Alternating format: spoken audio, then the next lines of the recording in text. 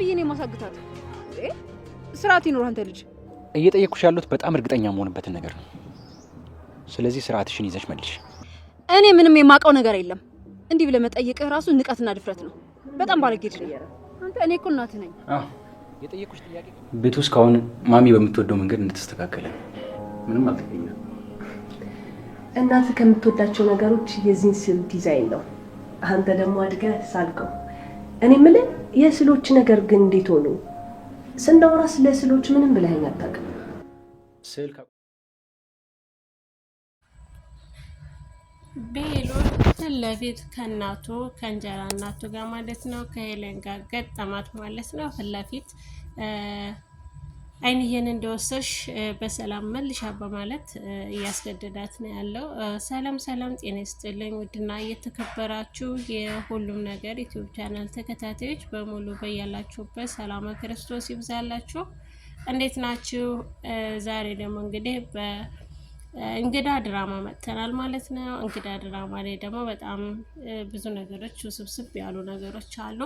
ለምሳሌ አይንዬ መታገት፣ ሁለተኛ ደግሞ የመሲ ባሌ ያለችው ልጅ እናቷን እንዳገታት፣ አረ በጣም ብዙ ነገሮች አሉ።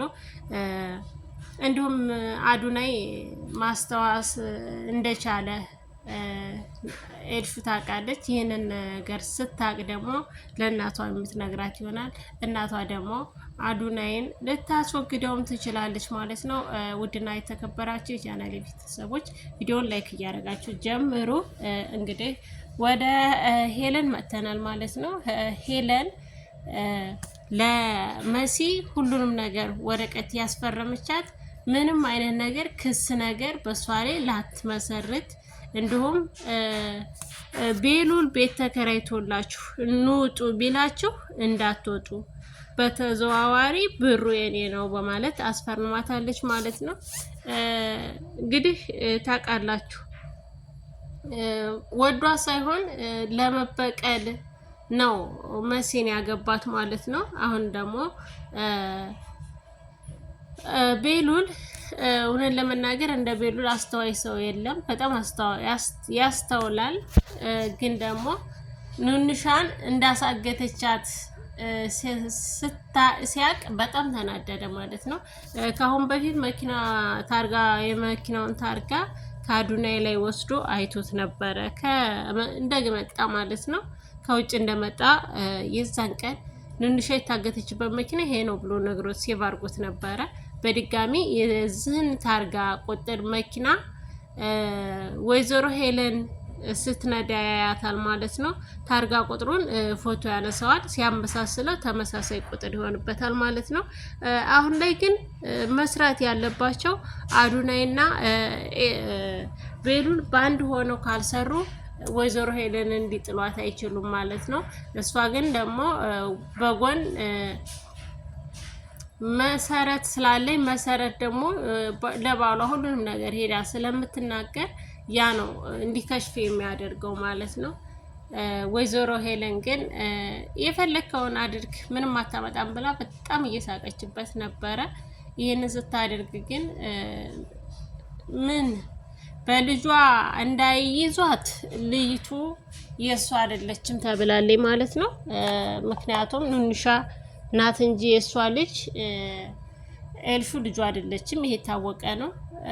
ደግሞ ለመሲ ጥያቄ የሆነባት እናሄቱ ልጇ እንዳልሆነች ሳታቅ እንዴት አንተ የእሷ ልጅ እንደሆነች ልታቅ ቻልክ ብላ አንደኛ ጥያቄም ይሄ መጥቶባታል ማለት ነው። የመሲ ጥያቄ ነው። መሲ ሙሉ ልቧ ምንድነው በልቧ ሙሉ ልብ አድርጋ ነው ያፈቀረችው ያለምንም ጥርጣሬ ማለት ነው። እንደሚሰብራት ራሱ አላወቀችም። ካሁን በፊት ናሁም ነግሯታል። ናሁም ማለት እንግዲህ ያፌት ማለት ነው። ከዚህ ልጅ ጋር አትሆኝም፣ ይጎዳሻል፣ ይሰብርሻል ሲላት አልሰማም ብላ ነበረ ማለት ነው። ድጋሚ እንግዲህ እንደምታውቁት ገብታበታለች። ምንም ማድረግ አይቻልም።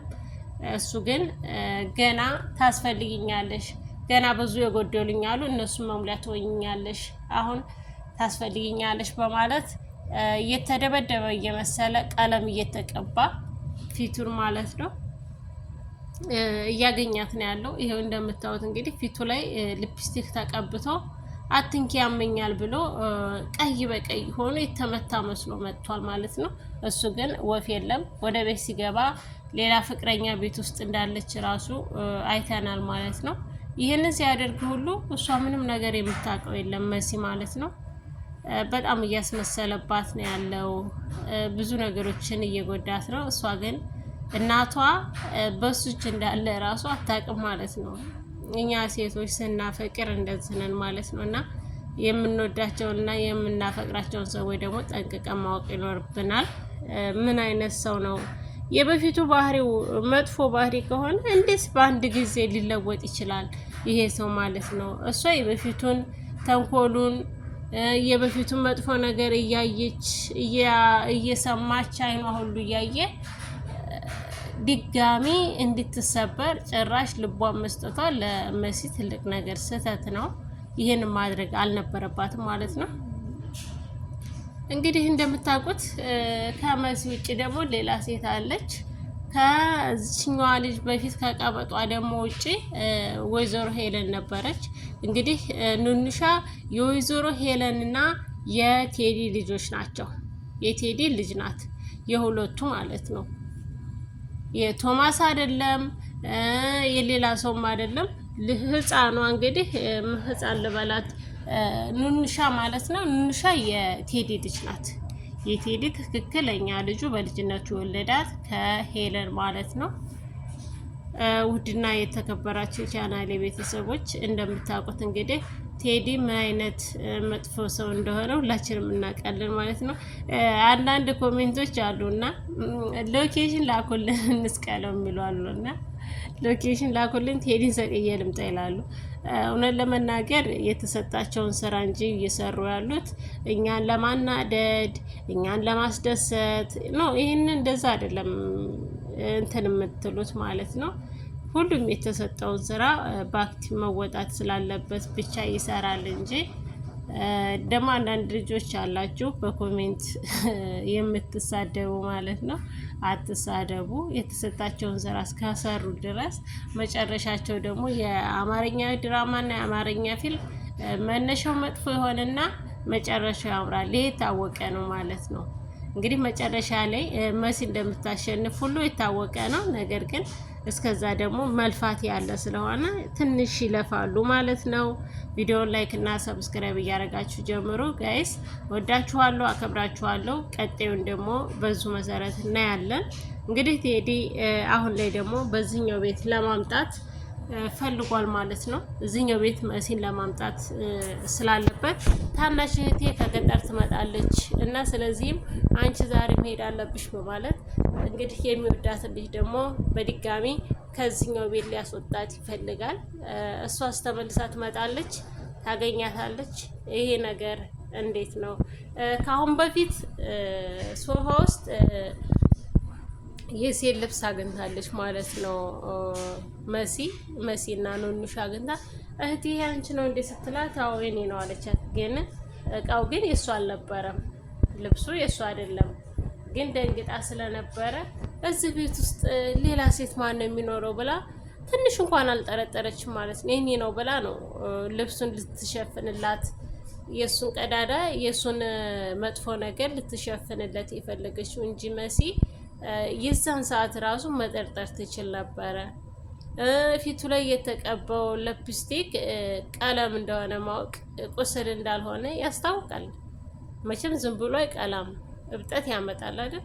እንደው ትንሽ ብትጠራጠረው ቢያንስ እናቷ የት እንዳለች ልታገኝ ትችል ነበረ። ግን እሱ እንደዛ አይነት ሰው አይደለም። መሲ ተጠራጣሪ ብትሆን ዝጋ በጣም አሪፍ ነበር። እናቷን ታድናለች፣ ከዚህም ጉድ ትወጣለች።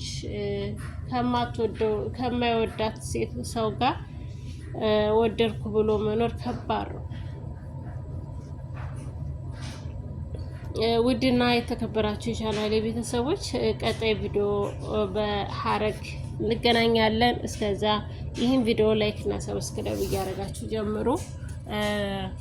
ቤሉል እንግዲህ ከልጅነቱ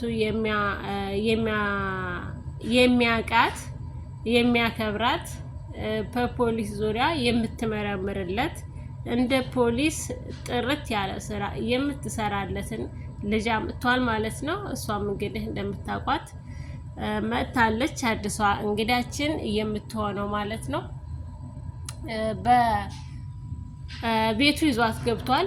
ያለውን ነገር እንድታጣራ ያለውን ነገር ሁሉንም ነገር እንድትረዳው ማለት ነው። ያመጣት ደግሞ እንድትረዳው ነው። ሌላ ሰው መርዳት አቅቷቸው ሳይሆን ለነገሮች ይቸኩላሉ፣ ይጋፈጣሉ። ግን ምንድነው ለአንድ ነገር ትልቅ ደረጃ ላይ ለመድረስ ትዕግስት ያስፈልጋል። በትዕግስት ያንን ነገር መወጣት ሲችሉ እነሱ ግን እንደሚያደርጉት በንደት ስለሚያደርጉት ያ ነገር ነው ለቤሉል ያልተመቸውና እንግዲያው የመሲ ወንድም መኩም ነበረ። ውድና የተከበራችሁ ቻናሌ ቤተሰቦች በቀጣይ እንገናኛለን። መልካም ቆይታ